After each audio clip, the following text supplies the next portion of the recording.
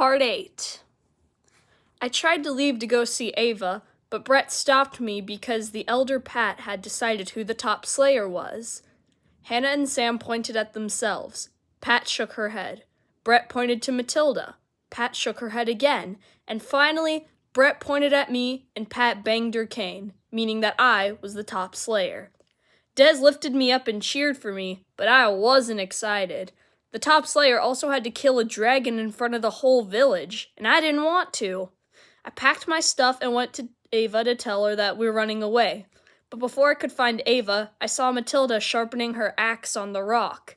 She had caught me red-handed. I lied, saying that I was making outfits, but Matilda wasn't having it. She almost broke my arm, saying it was for lying, and then she poked me hard in the gut with her axe handle, saying it was for everything else. Ava heard the commotion and was ready to attack Matilda to protect me. I stopped Ava and introduced her to Matilda. Matilda ran off to snitch on me, but Ava had other plans. She made me get on her back, and we took Matilda and dumped her on a tree. There, Matilda had two options: listen to me or fall to her death. Unsurprisingly, Matilda was about to choose death, but when she saw how serious I looked, she gave me a chance. Ava started moving like a very intense roller coaster, clearly to teach Matilda a lesson about messing with me. Matilda held on to me, apologizing, which is what Ava wanted to hear. Then Ava flew more smoothly. Matilda reached out her hands to touch the clouds, and Ava showed us the northern lights. Matilda did admit that the flight was impressive, but won't change the fact that I have to kill a dragon tomorrow. It won't erase what they've done to us, Gus. They hunt us and steal our food, Matilda said, and one of them took my mom. But do we just keep killing one another? I asked.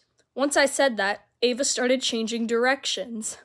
I was confused on what Ava was doing until I saw like 1,000 dragons all flying in the same direction holding food. Me and Matilda were wondering why none of the dragons were eating their food. We all went into a volcano far away from Burke, where the dragons lived. This was the dragon's nest, the place my dad had been searching for years. All the dragons dropped their food into a hole. Me and Matilda were wondering why the dragons were dropping the food down the hole. Then we saw a gronkle only drop half a fish head into the hole. There was a rumble, and a giant dragon popped up and ate that gronkle. All the dragons flew away in fear, while the giant dragon, who I figured out was a Red Death, attempted to eat another dragon. We escaped, and when we got back, Matilda was so excited that we finally found the dragon's nest. It's like a giant beehive.